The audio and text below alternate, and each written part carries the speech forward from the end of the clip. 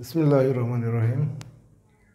BCS primary শিক্ষক এবং শিক্ষক নিবন্ধন সহ সকল চাকরি পরীক্ষার্থী যারা রয়েছে তাদের জন্য আমি সাধারণ গণিত ফার্স্ট ফেলের অঙ্কের পার্ট 1 উপস্থাপন করার জন্য উপস্থিত হলাম।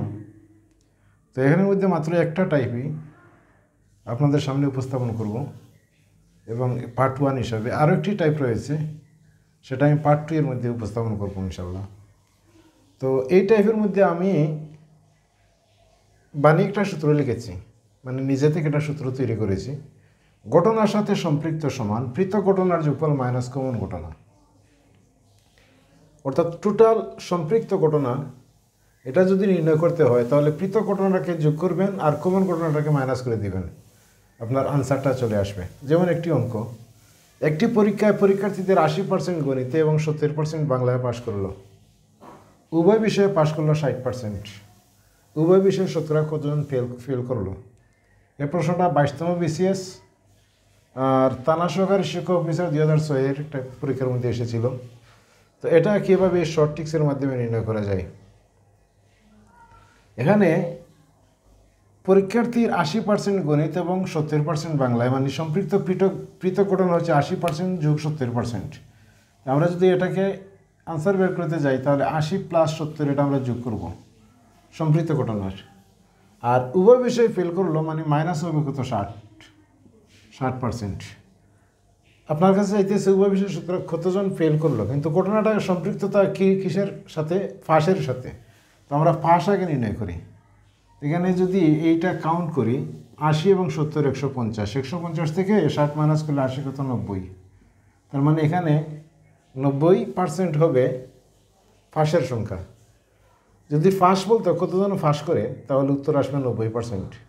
আপনাকে বলেছে এখানে কতজন ফেল করে, যেহেতু ফেলের সংখ্যাটা চাইতেছে 100 জনের মধ্যে যদি ফাঁস 90 জন করে তাহলে ফেল করবে কতজন, 100 - 90 = 10%। এটা উত্তর হবে এটা।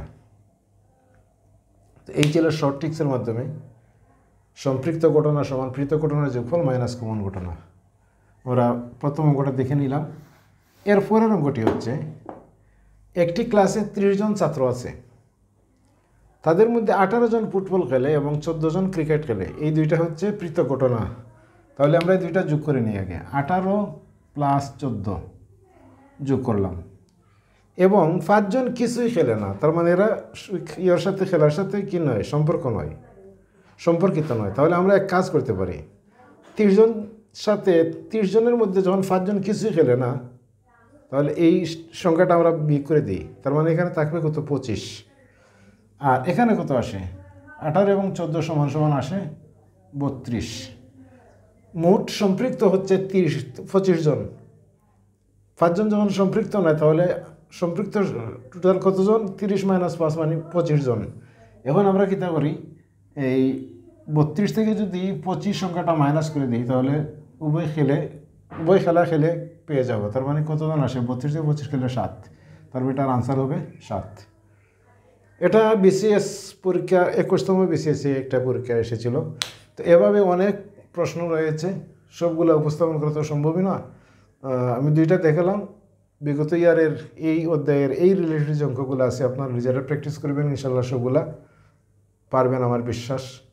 তো আজ এ পর্যন্তই, সকলের মঙ্গল কামনা করে বিদায় নিচ্ছি। আল্লাহ হাফিজ, আসসালামু আলাইকুম।